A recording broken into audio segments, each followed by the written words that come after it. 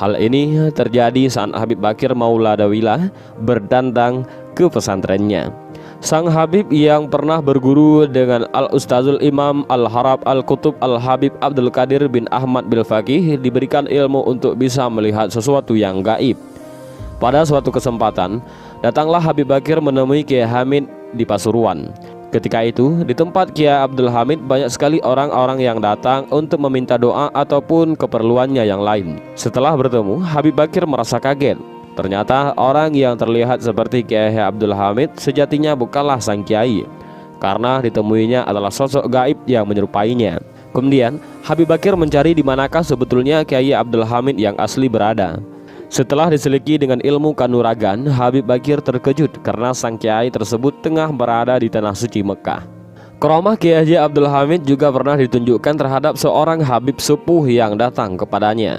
Karena sang Habib menanyakan kemana sang kiai pergi ketika digantikan oleh sosok gaib yang menyerupainya, Kiai Haji Abdul Hamid tidak menjawab, hanya langsung memegang Habib sepuh tersebut. Seketika kagetlah Habib sepuh tadi melihat suasana di sekitar mereka berubah menjadi bangunan masjid yang sangat megah. Dan subhanallah, ternyata Habib sepuh tadi dibawa oleh Kiai Hamid mendatangi Masjidil Haram. Salah satu karamah lainnya yaitu ketika Asmawi, salah seorang santrinya, harus melunasi utang kepada panitia pembangunan masjid yang sudah jatuh tempo. Besarnya 300.000, cukup besar untuk ukuran waktu sekitar tahun 70-an. Dia tidak tahu dan mana uang sebanyak itu bisa didapat dalam waktu singkat. Karenanya dia hanya bisa menangis, malu kalau sampai ditagih. Akhirnya dia mengadukan hal tersebut kepada Kiai Hamid. Kemudian dengan lembut sang kiai yang lantas menyuruh Asmawi menggoyang pohon kelengkeng yang tumbuh di halaman depan rumah Pak Kiai. Di sana ada 2 pohon kelengkeng. Kumpulkan daun-daun yang gugur itu dan bawalah kemari, kata Kiai Hamid. Setelah menerima daun-daun kelengkeng itu, Kiai Hamid memasukkannya ke dalam saku baju. Ketika ditarik keluar, di tangannya tergenggam uang kertas. Kemudian dia menyuruh Asmawi melakukan hal yang sama, tapi pada pohon kelengkeng yang lainnya. Dengan cara yang sama pula, daun kelengkeng itu berubah menjadi uang kertas. Setelah dihitung Asmawi, jumlahnya Rp225.000, masih kurang Rp75.000.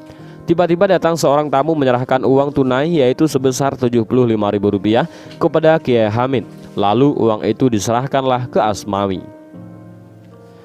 Lain lagi yang dialami Said Ahmad, santri lainnya. Dia justru seolah ingin menguji kewalian Kiai Hamid yang telah kesohor.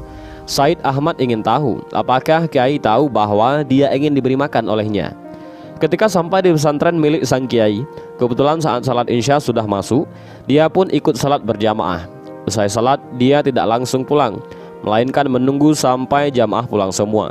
Lampu teras rumah Kiai Hamid pun sudah dipadamkan, pertanda pemilik rumah siap-siap beristirahat. Dengan demikian, dia pikir niatnya berhasil, yaitu bahwa keinginannya untuk ditawari makan oleh Kiai tidak diketahui. Lalu dia pun melangkahkan kaki meninggalkan masjid. Ternyata dari rumah Kiai ada yang melambaikan tangan kepadanya. Dengan langkah ragu, dia pun mendekatinya. Ternyata tuan rumah sendiri yang memanggilnya. "Makan di sini ya," kata Kiai Hamid sambil senyum. Dia pun diajak masuk ke ruang tengah. Di sana hidangan sudah tersaji. "Maaf, lauknya seadanya," kata Kiai santai. "Sampean tidak bilang-bilang sih." Dan Said pun tersindir.